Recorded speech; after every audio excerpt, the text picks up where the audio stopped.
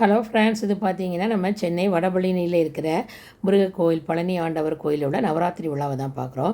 So இங்கே வந்து இப்போ பார்த்தீங்கன்னா நவராத்திரி விழா வந்து எப்படி வந்து தோன்றிச்சு, நம்ம ஏன் வந்து கொலுபொம்மைகளை வச்சு அந்த நவராத்திரி காலத்தில் 9 நாளும் அம்பாளை வழிபடுறோம் அப்படிங்கிறதுக்கு ஒரு அழகான ஒரு கதை வந்து இங்கே போட்டிருந்தாங்க.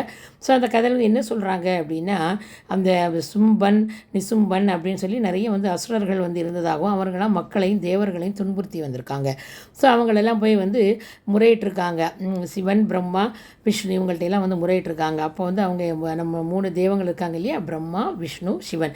இந்த 3 பேர் என்ன பண்ணியிருக்காங்க, அவங்களுடைய ஆயுதங்கள், சக்தி எல்லாத்தையுமே வந்து நம்ம ஆதிபராசக்தி அன்னைக்கு வந்து அழித்து அவங்கள வந்து பூலோகத்தில் போய் ஒரு அழகான மங்கையாக பிறந்து இந்த அசுரர்களுடன் வந்து சண்டை போட்டு மக்களையும் தேவர்களையும் காப்பாற்றுங்க அப்படின்னு வந்து அனுப்பியிருக்காங்க.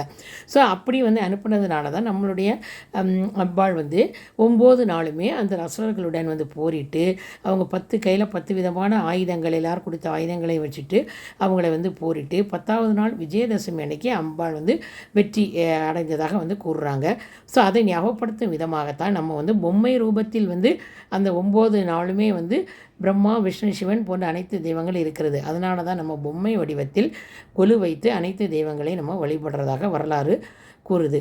ஸோ அதில் கடைசி நாளை வந்து விஜயதசமி அப்படின்னு வந்து நம்ம கொண்டாடுறோம். ஸோ இந்த கோயிலில் வந்து பார்த்திங்கன்னா வடபழனி கோயில் அதில் விழாக்கூலம் போட்டு இருந்தது.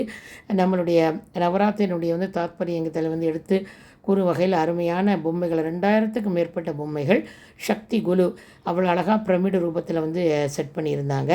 அந்த சக்தி குலு மட்டும் அல்லாமல் கிருஷ்ணன் வரலாறு, அறுபடை வீடுகள் எல்லாமே வந்து அருமையாக வந்து இருந்தது. முருகனுடைய வந்து அறுபடை வந்து வீடுகள், முருகன் எல்லாமே வந்து ரொம்ப அருமையாக வந்து செட் பண்ணியிருந்தாங்க. ஸோ வடபழனி கோயிலில் வந்து பார்த்திங்கன்னா 9 நாளும் வந்து அம்பாளை வந்து 9 விதமான வந்து அலங்காரம் வந்து பண்ணியிருக்காங்க. மீனாட்சி, காமாட்சி அப்படின்னு. நாங்கள் வந்து 8வது நாள் வந்து போயிருந்தோம். ஸோ அதனால் வந்து காமாட்சி அம்மன் அலங்காரத்தில் வந்து ரொம்ப அருமையாக வந்து காட்சி கொடுத்தாங்க வந்து அம்மன். ஸோ அனைவரும் நம்ம முருகப்பெருமானின் ஆசையோடும் அருளோடும் இனிதே வாழ்வோமாக.